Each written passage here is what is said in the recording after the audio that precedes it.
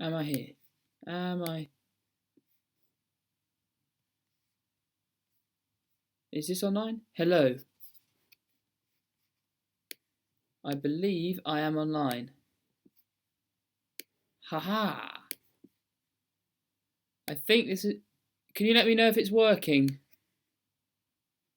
If anyone has checked in yet, can you let me know if it's working? Ah, I think it is. Yes. I think so. I hope it is. I've never ever used any software like this before, so I'm sorry if it's going wrong, but my camera says it's on. Hopefully, it does work. Yes. Thank you, Andrew.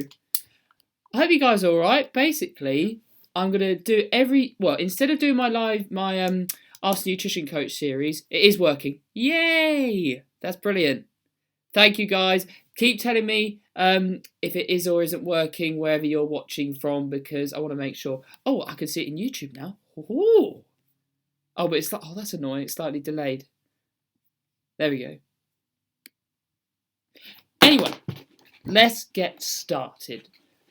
So you guys know that I already do a Ask the Nutrition Coach series, but what I'm going to be doing now is I'm going to experiment with live streaming. So I'm doing YouTube today, but I might try it on Facebook Live as well as doing some other ones, or do a combination of everything, just to see how people react. And basically, it gives you the opportunity to ask me any questions live on the spot as a nutrition coach, whether it's a personal or general question, just about diet, exercise.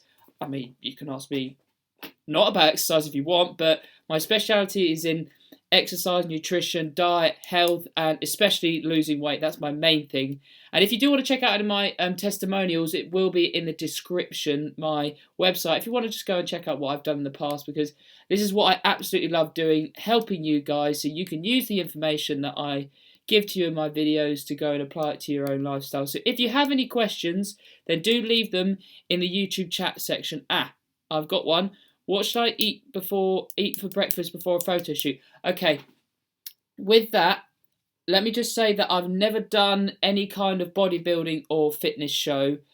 I did do the Body Power Model Search, amateur model search recently, and this really, the main answer to your question is that you're going to have to trial and error with a lot of different things.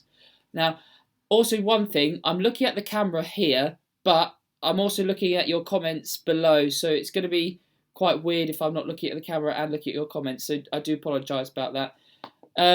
You're going to have to experiment, but what I would recommend is something that's more sugar-based, rather than, maybe, say for example, if you had a plate of vegetables compared to, say, like 500ml glass of orange juice. The 500ml glass of orange juice is going to digest a lot quicker into your body. And the vegetables, they contain a lot of fibre, so it's going to bloat you out. So what I would recommend before some sort of photo shoot is, by the way, thank you guys for chatting in the comment section. Really does motivate me, actually.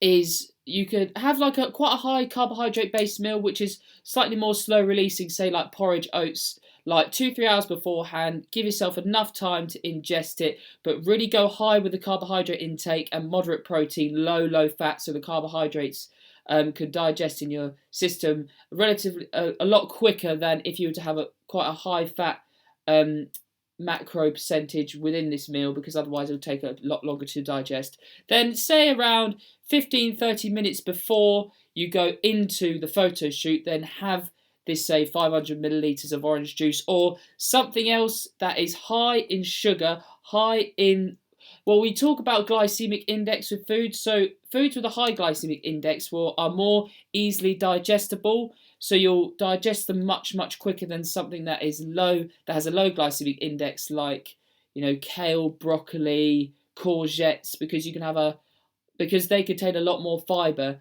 And what you'll find is that you'll digest this high sugar food very quickly, and that it will fill out your muscles.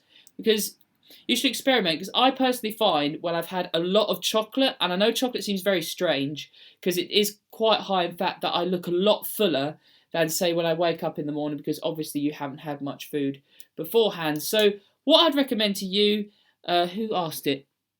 I'm sorry if I pronounce your name incorrectly. Joa Camos something. Sorry, I apologise if I've said that incorrectly. But try experimenting 30 minutes before. So the 2-3 hours beforehand, have a high carbohydrate meal that's a little bit more slow digesting, like, I know, whole wheat breads, whole wheat pasta, porridge oats, and then about 30-15 minutes before you have the actual photo shoot, ingest something high sugar, because it will help you to fill out, and that should set you up for a good photo shoot looking very vascular. So hopefully, yeah, well, I'm glad, hopefully that could have... No, I'm sorry, I don't do live stream flexing sessions. I show you my physique update in order to give you guys motivation to exercise and lose weight. But I'm going to cover this in a future video, I think. But on social media, there is a big thing about you needing to look like you have a shredded six-pack, have shredded muscles. But as a nutrition coach, I more attract those who say have been in the fitness game for a little while or just getting into it. And I do stress to them that the diet should be, well, and what I do with all my diets at the moment is that it should be suited around your lifestyle. So you can, basically, I take a flexible dieting approach. So I work out the macronutrients, calories that people should intake. I take their food preferences from the questionnaires I give them before they start working with me.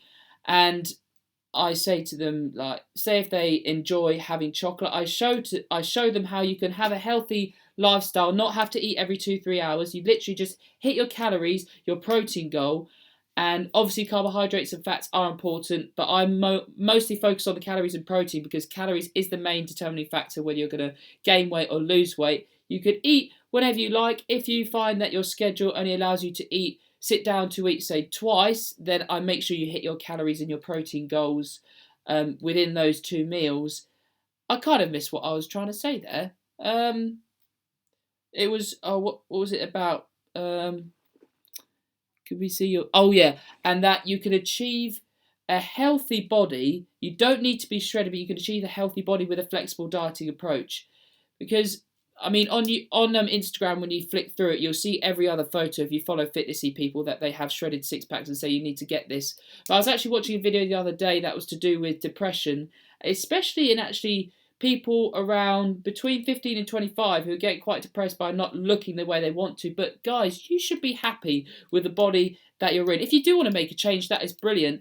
But at university, where I study exercise, nutrition and health as an undergraduate, we refer to something called the book called the American College of Sports Medicine, where they say a healthy body fat percentage is between 10 and 22%, which 22% sounds quite high to me. So I like to help people get towards the 10% range because you're in a lot healthier position and your chances of mortality and developing metabolic diseases is a lot less than if you were 22%. But again, it gives you an idea that you don't need to be 10, 8%. You can be 15% and be happy. It's fine. Let me have a look at some of your questions, actually. Andrew, my question is, how long until the 1500 turns into my regular... I was roughly eating probably about 3,000 calories a day. I never really checked. Now I'm on 1500, which is a huge deficit. Question, how long until the 15 turns into my regular and not a deficit? Andrew, if you've been eating 3,000 calories for quite a long time, actually you need to tell me first whether you're gaining weight, losing weight or maintaining your weight on that 3,000 calories. So if you can do that and you're still watching, then I'll answer that question. Hi Sam. Yeah.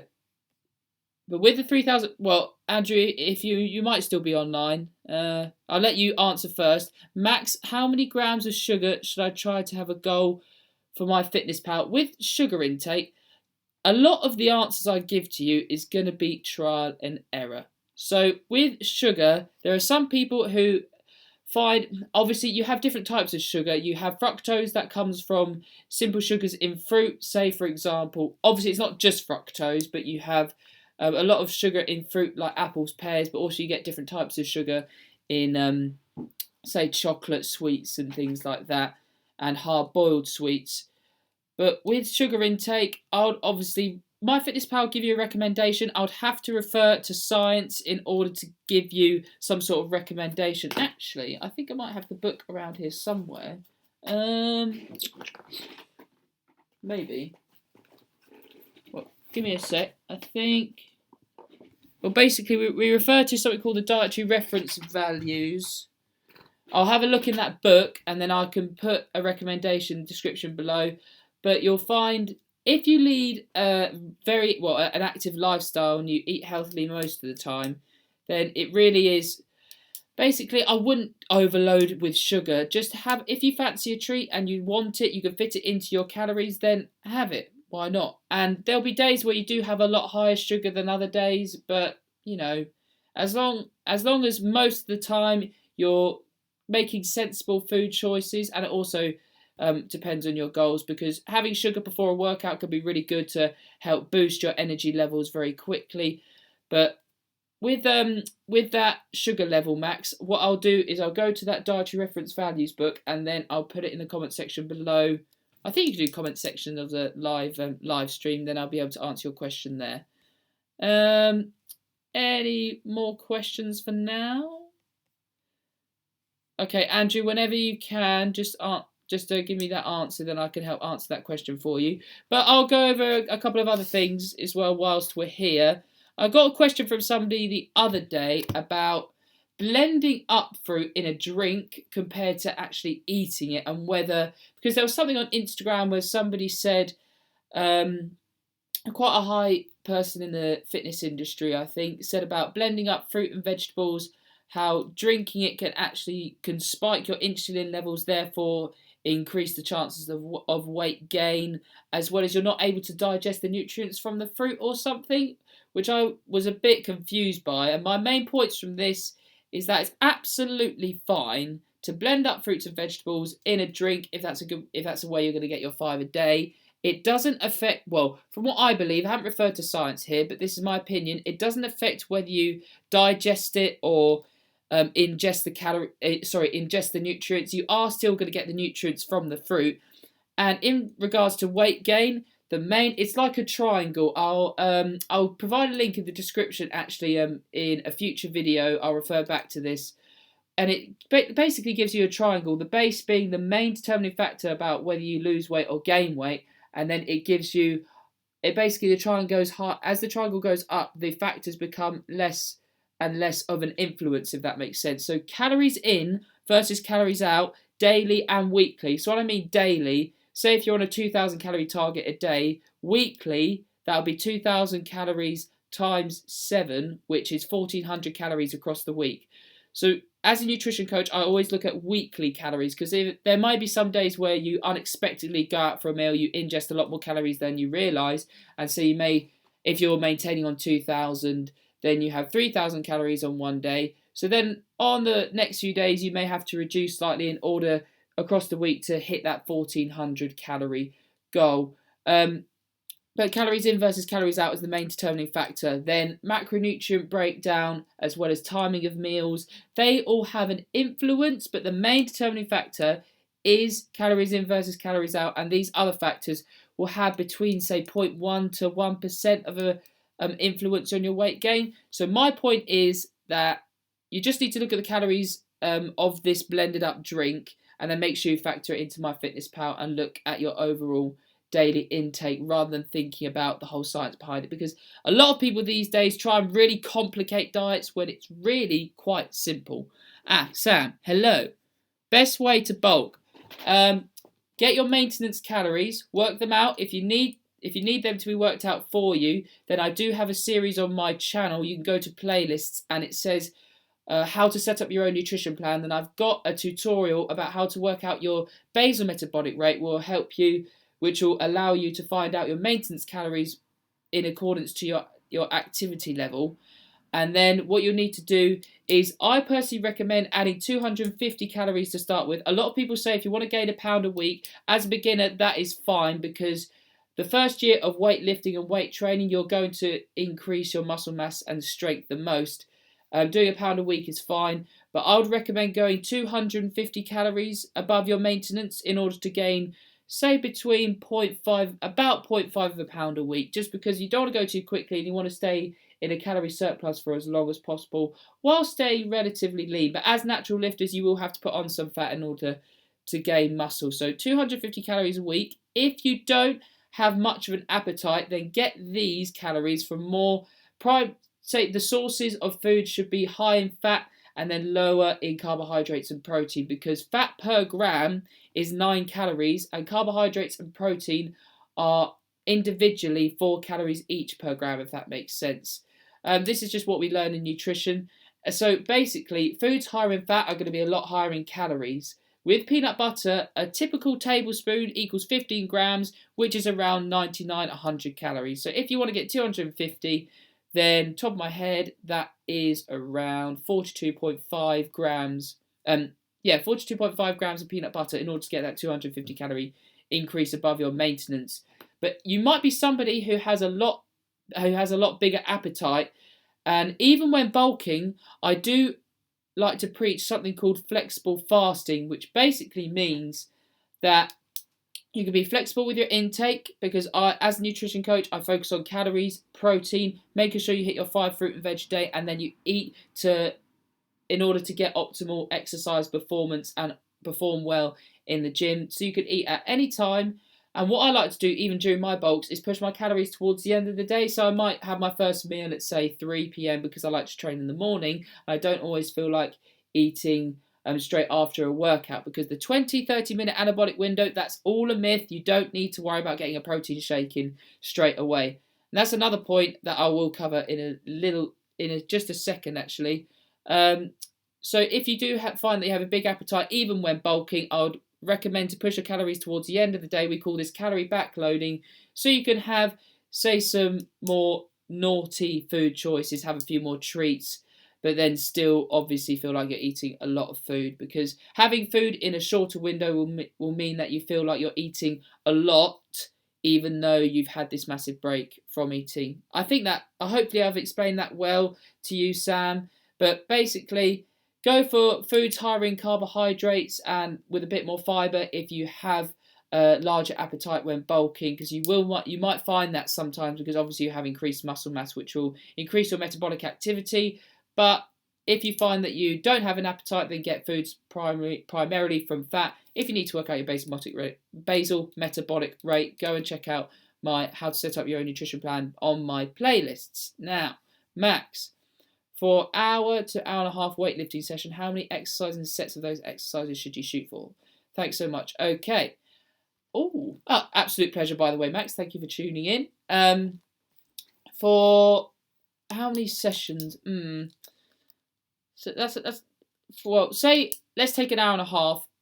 This also covers about what's the most optimal way of training. So you kind of need to tell me what your kind of training style is at the moment. But personally, for me, what I find is that I like to do a strength element to start with. So say a 5x5, where I take a 2-minute rest period between each set. Say on squats, for example, that takes around 20 minutes. And then I move, say 20-25 minutes. Then what I do is I move on to some accessory movements. And I like to personally take a minute and a half maximum between each set of these accessory movements. And I take all of these to failure. And what I personally do, I don't count my sets. I just make sure that I take a minute between each accessory movement and every set.